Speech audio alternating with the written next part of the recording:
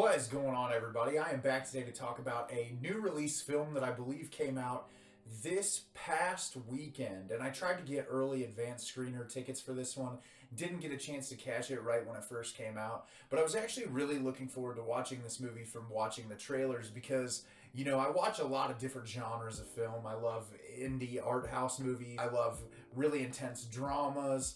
But I also love really silly comedies, and I also really love Jennifer Lawrence. I think that she's an incredibly talented actress. She's really impressed me over the years with her versatility, and I feel like even in films that I haven't really enjoyed that she's been in, I've always enjoyed her performance. And so to see her in something like this that's kind of just like a no-holds-barred, really silly, over-the-top comedy was something I was really excited to see because she's been in some films over the years, but not to the extent that we saw her in 5, 6, 7 years ago.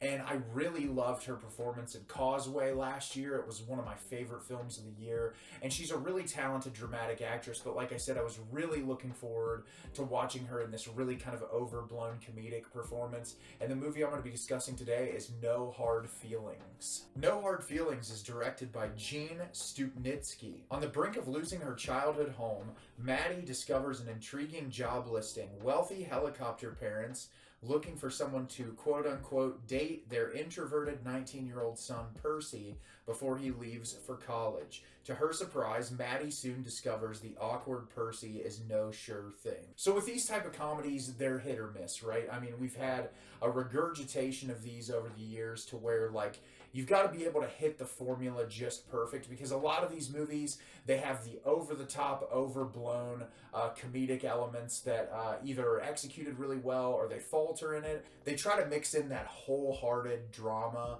that I feel like, you know, it takes a specific type of director. Specifically, I think of like early in his career, Judd Apatow, where he did a really good job of doing like that overblown, they call it like boner comedy mixed in with some dramatic moments that balance out pretty well. And some directors have mishandled that over the past couple of years. We've gotten a glut of really poorly put together movies.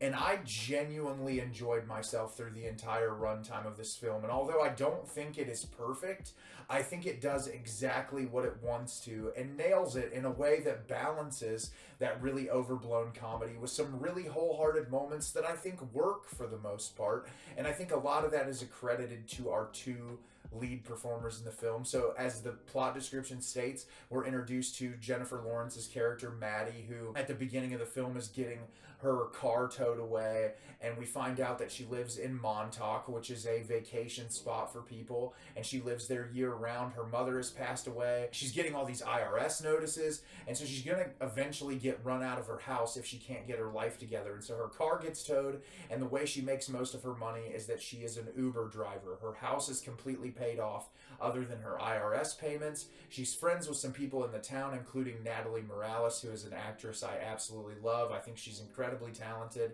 and she knows all these people in the community that live similar lives. And because these wealthy people continue to move into Montauk, it makes it harder for those people who have been there for forever to continue to live because the cost of living is going through the roof. And so she sees an ad online where this family asks if someone will come and date their son. And so she gets there, has an interview with them. They say they have this older model Buick car that she can have if she can manage to sleep with their son. Is Percy, played by Andrew Barth Feldman, and the two of them have this really hilarious interaction where Jennifer Lawrence really overplays how much she's into him. It's like really overt and silly and stupid, and the two of them have this really ridiculous interaction, and they end up going on a date with one another, and the two of them start spending a lot of time together. And it's about the relationship and how the two characters perceive one another and how both of them have dealt with things in their past and trauma, essentially, that they meet each other at this moment where they can both grow because of the interactions that the two of them have together. And that's really what I liked about this movie so much. Is it has some really overtly ridiculous moments where I feel like the comedy is executed really well. Jennifer Lawrence is just really fantastic in comedic roles. She has some bodily comedic moments in this that are really hilarious. I think that her comedic delivery is really great, and she just has so much charisma as an actress. She's one of those people role that really demands your attention when you watch the film. And it's because she has a lot of charm and she's very naturalistic in her line delivery. And so it's really easy to kind of be sucked into whatever she's doing on screen. And so no matter what moment is playing out, you're always invested because of how great of an actress she is. And then Andrew Barth Feldman's character, Percy, is this really introverted, to himself guy who's hyper intelligent.